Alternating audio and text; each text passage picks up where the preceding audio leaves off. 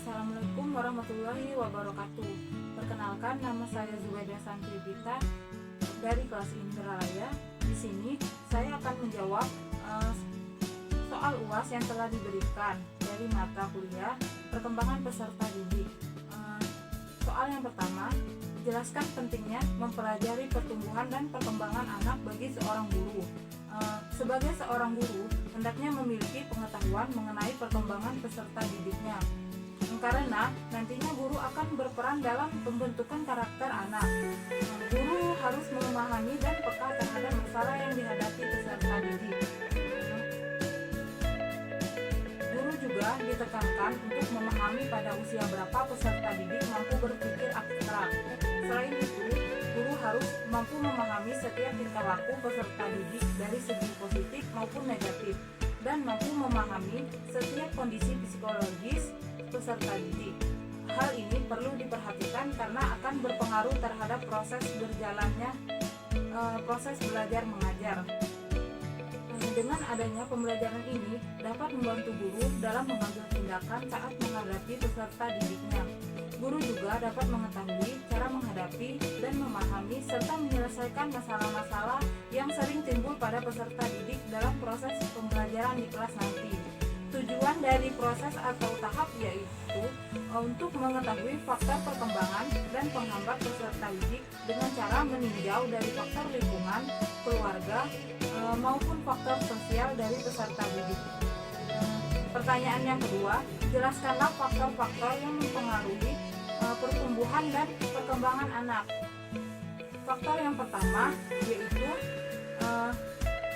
faktor pola asuh orang tua, di mana pola asuh orang tua memberikan dampak kepada anak secara psikologis bukan hanya saat anak-anak, tetapi akan terus terbawa hingga dewasa nanti.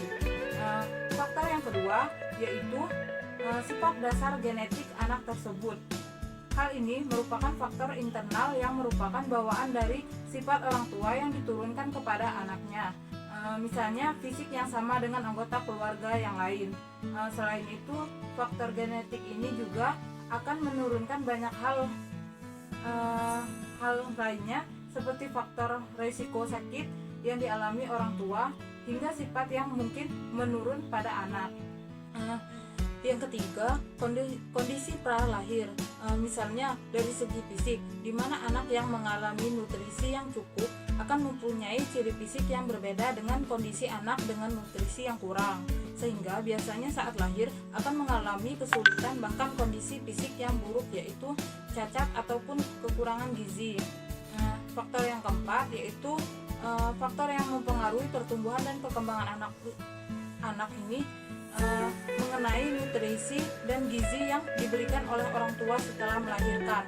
Anak membutuhkan nutrisi yang harus dicukupi untuk dapat tumbuh dan berkembang dengan baik, seperti memberikan ASI, susu formula, dan juga dari makanan yang diberikan dengan kandungan yang dibutuhkan oleh anak saat masa pertumbuhan.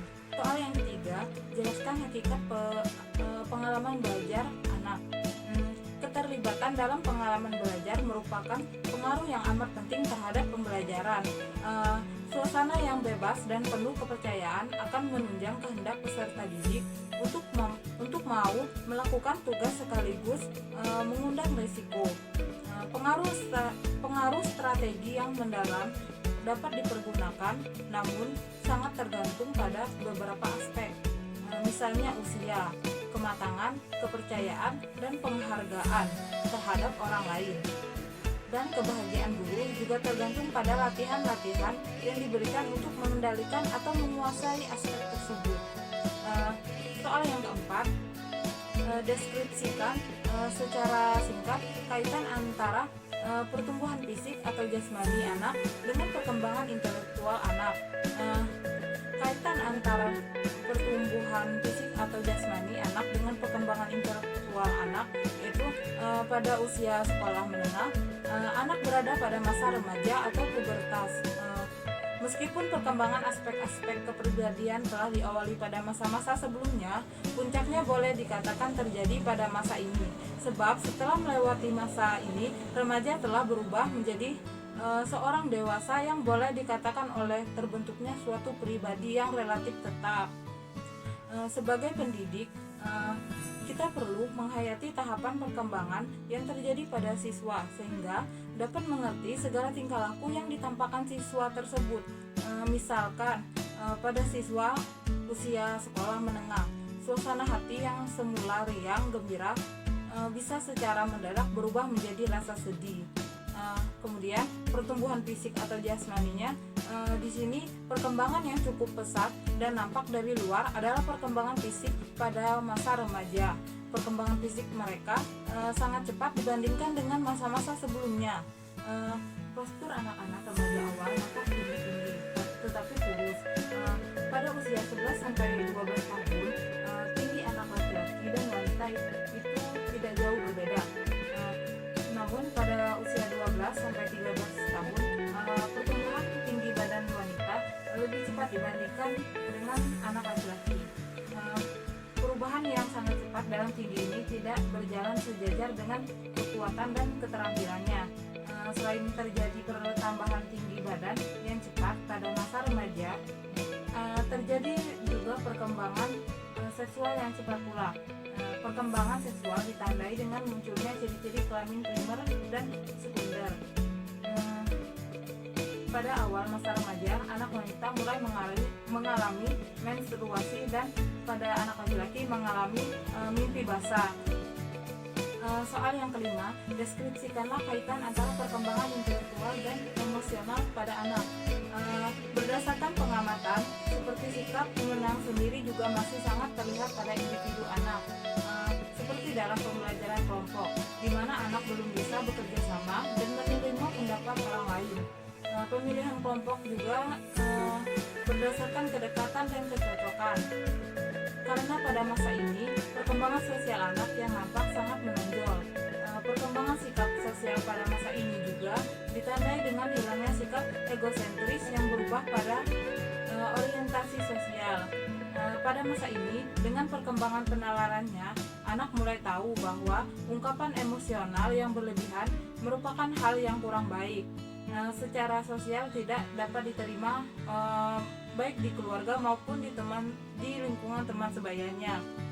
Sehingga perkembangan yang nampak adalah anak mulai belajar untuk mengendalikan ungkapan-ungkapan emosional yang bersifat negatif maupun positif, dan cenderung untuk mulai mengungkapkan emosi yang menyenangkan.